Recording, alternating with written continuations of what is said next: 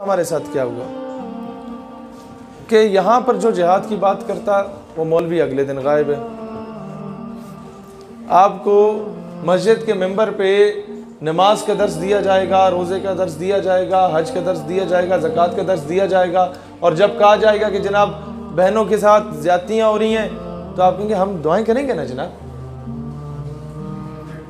वहाँ कहा जाता है जनाब ज़्यादती हो रही है, कौम की बेटी को उठा के ले गए अमेरिका वाले, जी हमारी दुआएं आपके साथ हैं। चलो मेरी दुआएं उनके साथ हैं, मौलाना साहब की दुआएं उनके साथ हैं, वज़ीर आज़म की भी जब सिर्फ दुआएं ही साथ हैं तो भाईजान फिर आपके वज़ीर आज़म और हम में फ़र्क क्या हुआ?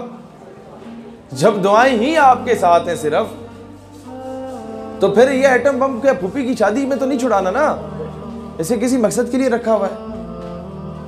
तो ये कुछ चीज़ें हैं जिस पे अगर हम बात करें तो कहते हैं ये गद्दारी वाली बातें कर रहे हैं। भाई हमारे आबा अजदाद ने तुम्हें पाकिस्तान बना के दिया था, ख्वाजा कमरुद्दीन सियालवी रहमतुल्लाह अलैह जैसी हस्तियों ने तोहफे में दिया था, पाकिस्तान पंजाब दिया था, अमीर मिलत पीर जमात अली शाह रहमतुल्लाह अलैह जैसी हस्तियों ने पंजाब दिया था, पीर साहब पगाड़ा ने आपको सिंध दिया था, पीर ऑफ मानकी ने उस वक़्त जब एक तहरीक चल पड़ी थी नेहरू के हक में, तब पीर ऑफ मानकी ने उससे अगेंस्ट खड़े होकर कायदे आज़म का साथ दिया था। बड़ा मुश्किल वक्त होता था।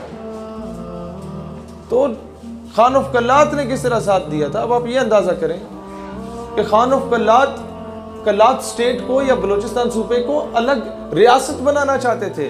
उनका पूरा इख्तियार था बलोचों का, नवाबों का, कि आप पाकिस्तान का साथ दें या किसी का भी साथ दें। उसके पोते से पूछता है मुबशर लुकमान अपने प्रोग्राम में कि भाई तुमने क्यों ये तुम लोग आज पाकिस्तान से नाराज़ हो, तुम्हारे दादे के पास इख्तियार था, उसने क्यों साथ दिया?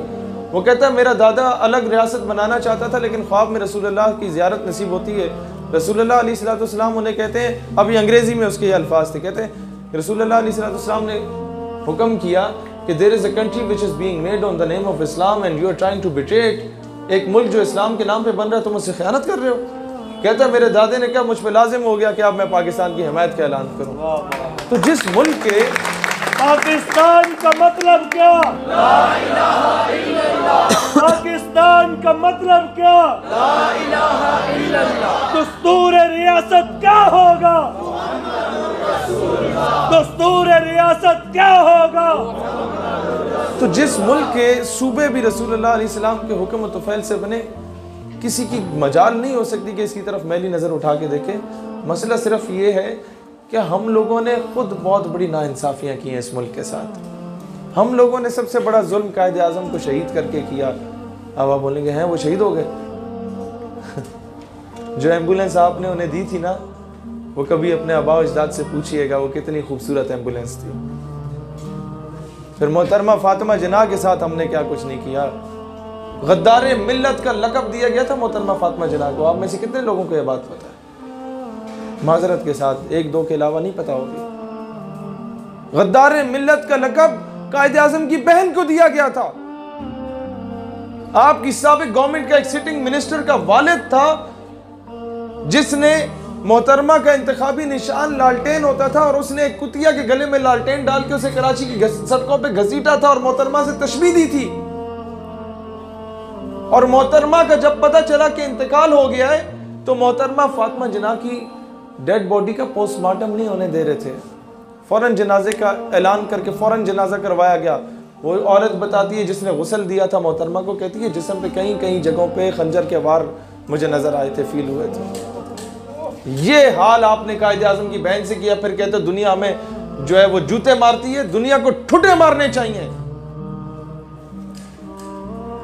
एहसान फरामोश कौम है हम, एहसान फरामोश। बच्चों को कायद का एहतराम तो सिखाया नहीं हम लोगों ने। हर किताब में एक जगह गया, वो बुजुर्ग गुस्से में आ गए कि आप क्या कह रहे हैं, हमने अच्छी तरबियत की है बच्चों की। मैंने कहा जनाब किताब पहली थमाई तो क्या पकड़ाया? कहते हैं ABC। मैंने कहा दूसरी किताब उठाई, क्या पढ़ाया बच्चे को? कहते हैं अलिफ बे पे। मैंने कहा यही सबसे बड़ा अलमिया है। तीसरे सफ़ा खोल के किताब का ABC, दूसरी किताब का भी तीसरा सफ़ा खोल के अलिफ बे पे पढ़ाते हो। और वो जिस पंजाब टेक्स्ट बुक बोर्ड पे उस किताब के पहले सफ़े पे जिस बाबे की तस्वीर लगी होती है वो बाबा कौन है ये नहीं बताते।